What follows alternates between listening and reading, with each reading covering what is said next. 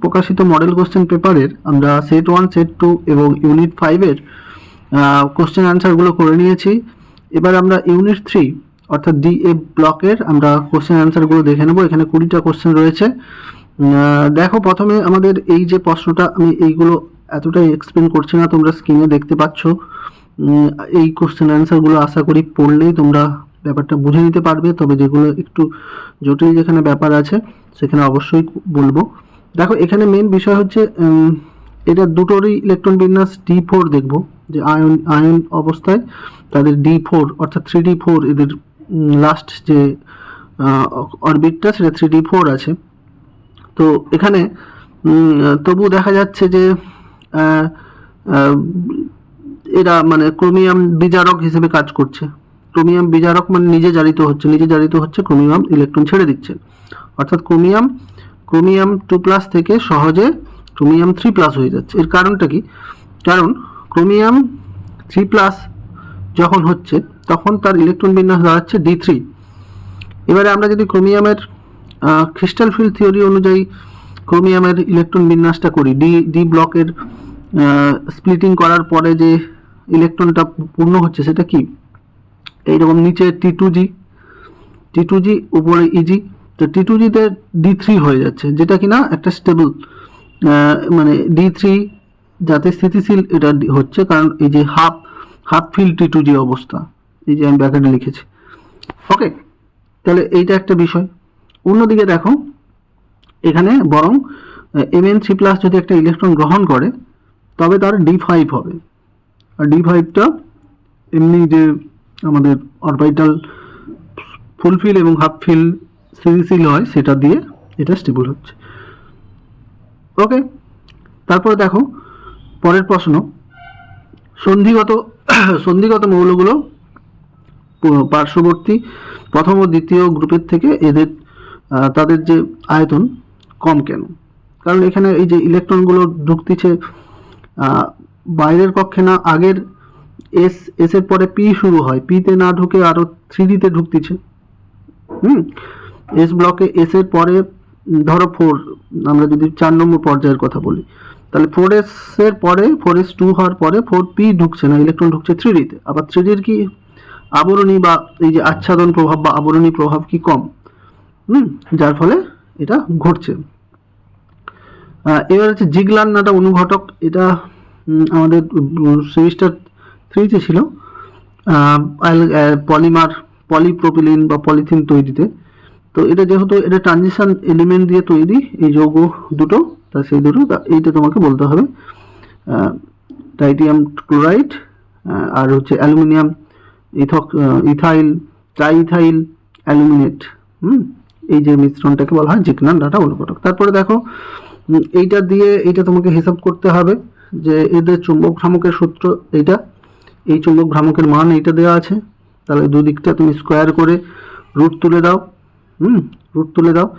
এবারে দেখো দাঁড়ালে এইটা দাঁড়াবে, এইটা আমি অলমোস্ট তোমাকে 15 ধরতে হবে, মানে এটা কিছুটা ধরতে হবে, কিছু যেহেতু ক্যালকুলেটর নেই তাই তোমাদের তো ইলেকট্রনের সংখ্যা মানে একটা পূর্ণ সংখ্যাই হবে, তাই এটাকে তোমাকে কিছুটা ধরতে হবে। মানে এটা তুমি যদি 3.87 ইন্টু 3.87 করো তাহলে দেখবে এরকম 15-র কাছাকাছি আসবে, তাহলে সেটাকে তুমি 15 ধরবে। এবারে তুমি এটাকে এমনি ব্যাক ক্যালকুলেশন করে করতে পারো, বা আমরা n² সমান 2n সমান -15 সমান 0 করে তারপরে এটাকে 15কে ইয়ে করো, তখন একটা মাইনাসে আসবে, একটা প্লাস, মাইনাস তো হবে না, তাহলে এই মানটা। কিন্তু এখানে আমি বলবো তো 15 দেখতে পাচ্ছ, এরকমই তোমাদের মুখে হয়ে যাবে, এখানে কত বসালে 15 হবে সেটাকে তুমি একটু চিন্তা ভাবনা করলেই হয়ে যাবে। চলো তারপরে আমাদের এই ধরনের কোশ্চেন দেখো, এগুলো তোমাদের সামগ্রিক বিক্রিয়া মুখস্থ থাকলে হবে, তবে এই পড়ে তোমার কিন্তু এই বিক্রিয়াটার কথা মনে হয়ে যাওয়া উচিত, কারণ এটা ক্রোমিল ক্লোরাইড টেস্টের বিক্রিয়া। ওকে, সেখানে এই অবজারভেশন ইত্যাদিগুলো আছে। আর দেখো, এই চ্যাপ্টারের উপরে আমি একটা বিক্রিয়াগুলো এক জায়গায় করে একটা নোট দিয়েছি, যে নোটটা সবার জন্য ফ্রি, তারা আমার টেলিগ্রাম চ্যানেল ভিজিট করে ক্লাস 12 এর ফোল্ডারে কিন্তু এই নোটটি মানে ওই নোটটি পেয়ে যাবে। তারপরে চলো যে জলীয় দ্রবণে কপার প্লাস আয়ন সুস্থিত নয় কেন। এটা জলীয় দ্রবণে দেখো যদি কপার 2+ হয় সেটা আরও ছোট হবে, আর কপার 2+ ছোট হওয়ার কারণে সে জলীয় দ্রবণে তার হাইড্রেশন এনথালপি বেশি হবে, মানে সে জলে আরও বেশি জলের সঙ্গে ভালো তার যে বন্ডটা হবে স্টেবল হবে, তাই জলে ভালো দ্রবীভূত হবে। তাই সেখানে যে হাইড্রেশন এনার্জিতে যতটা হাইড্রেশন এনার্জি রিলিজ করবে সেই রিলিজ এনার্জিতেই কিন্তু সে কপার প্লাস থেকে কপার 2+ একটা ইলেকট্রন সহজে ছেড়ে দেবে। এই কোশ্চেনের উত্তর আমরাও নিশ্চয়ই মনে পড়ছে রায়মার্টিনে করিয়েছে। ক্রোমিয়াম O5 ক্রোমিয়াম পেন্টক্সাইড, এখানে এর ক্রোমিয়ামের জারণ সংখ্যা দেখো, ক্রোমিয়াম হচ্ছে একটা এরকম প্রজাপতির মতো দেখতে। তো এখানে ক্রোমিয়াম এই অক্সিজেনগুলোর এগুলো পারক্সাইড অক্সিজেন, তো এদের অক্সিজেন নাম্বার -1 আর এর কেবল -2। তাহলে সেই হিসেবে দেখো লিখে দিয়েছি, তুমি পারলে ছবিটা রেখে দিও, তখন অত সব লিখতে হবে না, একবারে তখন বলবে জারণ সংখ্যা x, তাহলে 4টা অক্সিজেনের -1 আর একটার -2 করে আমরা পাচ্ছি +6। ওকে, তারপর দেখো সিলভারের গ্রাউন্ড স্টেটের D10, তবু এটা সন্ধিগত মৌল কেন?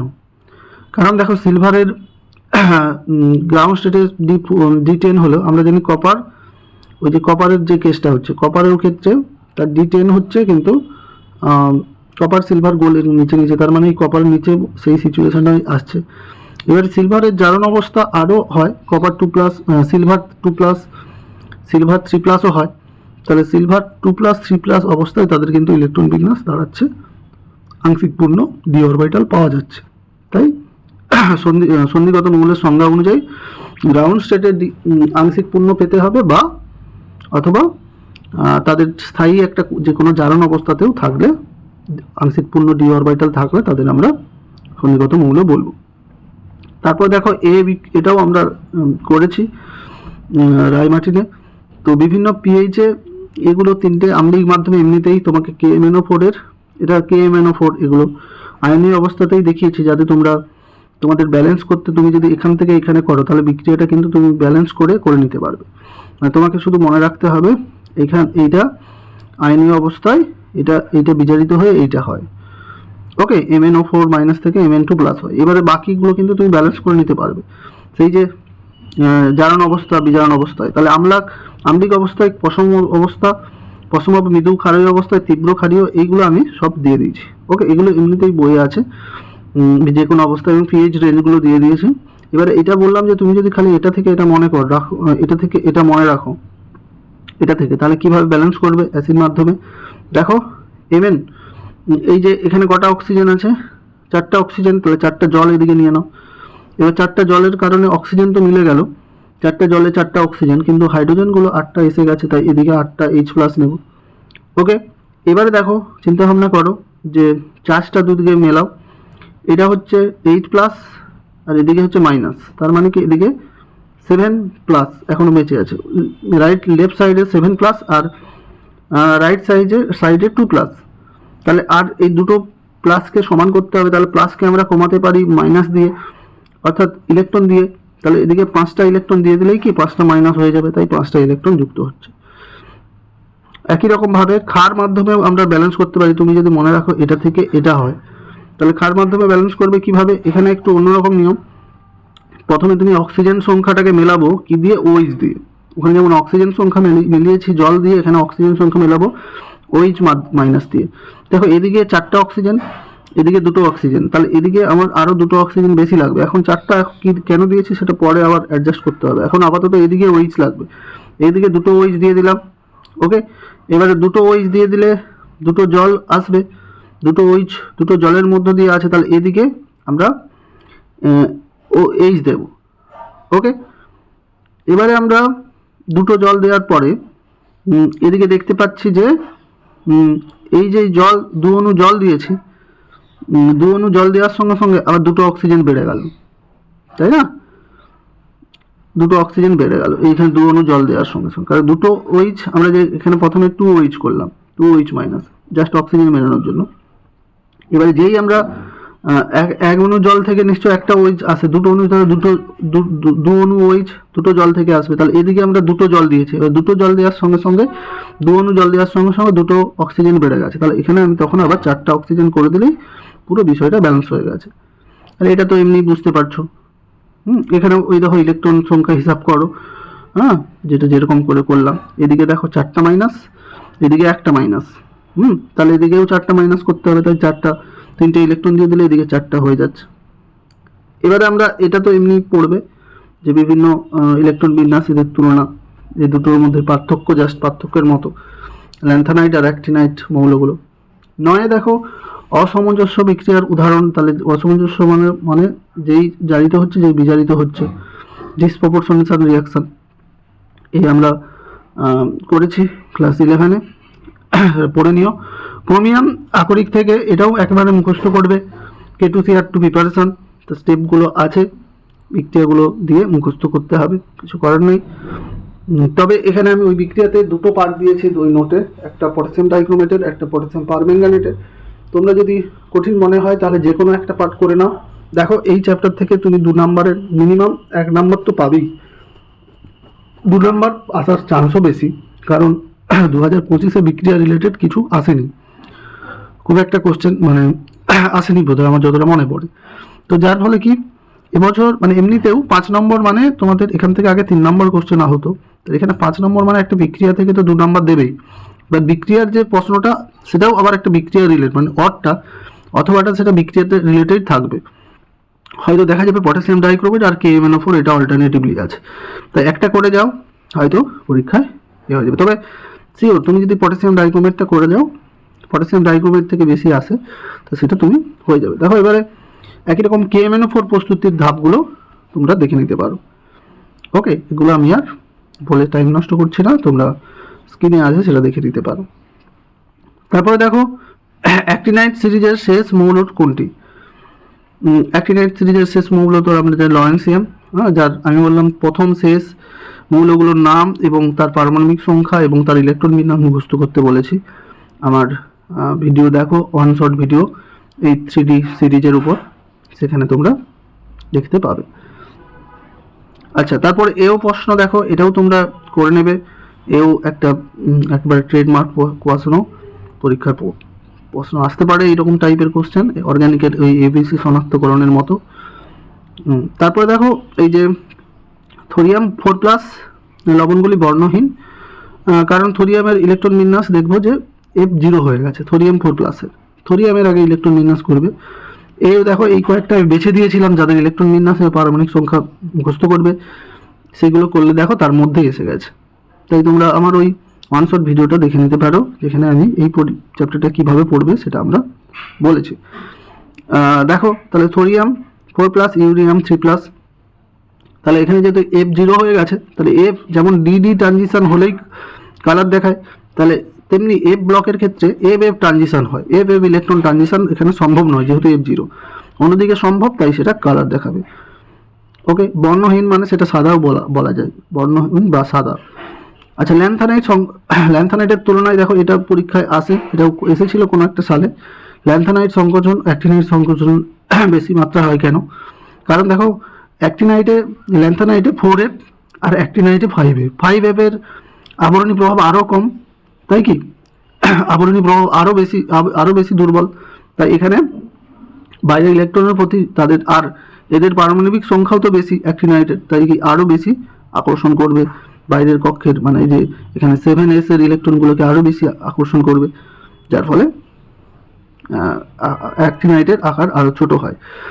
এবার দেখো এইটা তো আমাদের মুখস্থ করতে হয়, এমনিতেই আমাদের পরীক্ষায় আসে, একেবারে খুব ইম্পর্টেন্ট। আগে যখন আমরা ব্যালেন্স করতাম এখানে ওই একই, তুমি মনে রাখবে যে এখানে ক্রোমিয়াম থেকে ক্রোমিয়াম 3+, এ থেকে এইটা হবে, তারপরে দেখো বাকিগুলো ব্যালেন্স হয়ে যাবে, এই দুটো মুখস্থ করবে।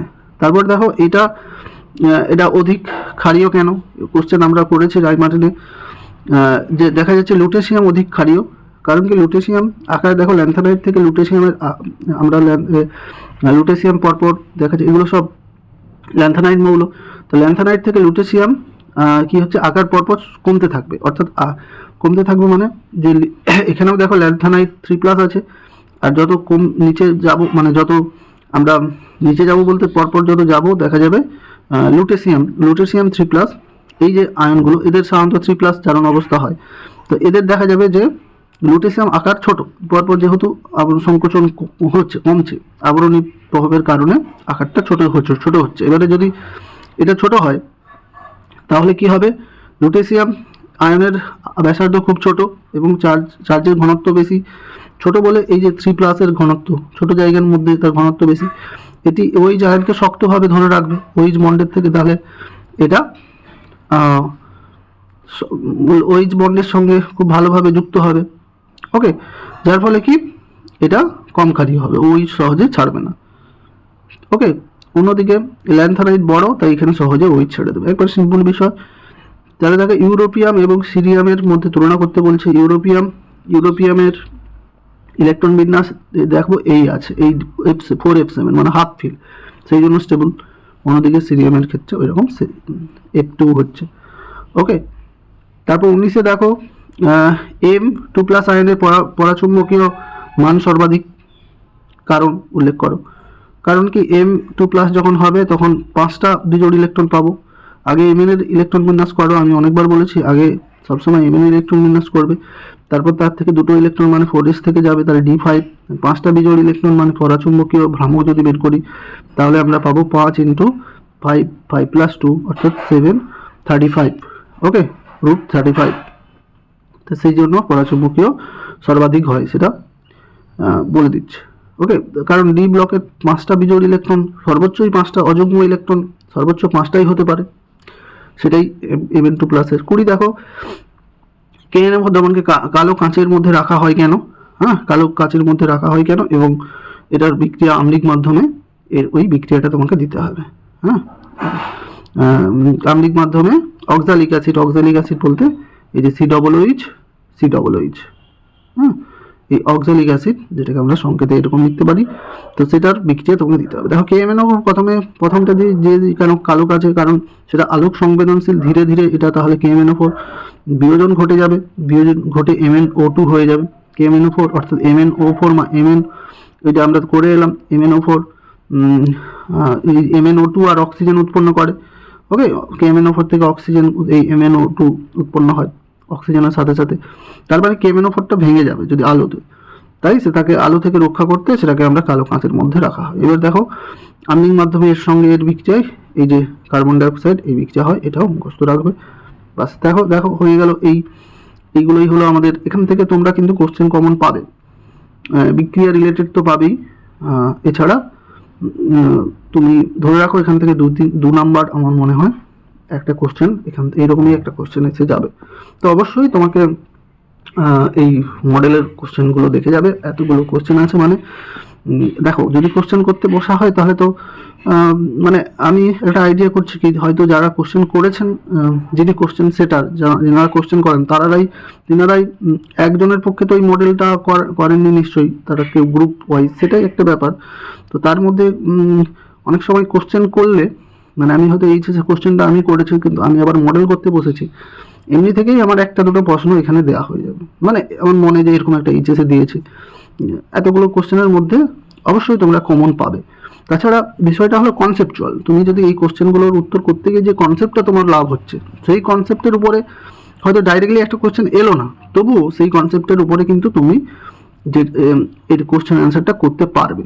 এই কোশ্চেনগুলোর অ্যান্সার করতে গিয়ে, এগুলো তো মুখস্থ না, একটা কনসেপ্ট হচ্ছে যে এখানে যেমন এই D4 থাকলে এই যে ব্যাপারটা হচ্ছে, কোথাও অন্যরকম ভাবে থাকবে, এই সিচুয়েশন দিয়ে তোমাকে বলতে হবে। তাই তোমাকে অবশ্যই তুমি দেখে যাও, মডেলগুলো অবশ্যই দেখে যাও।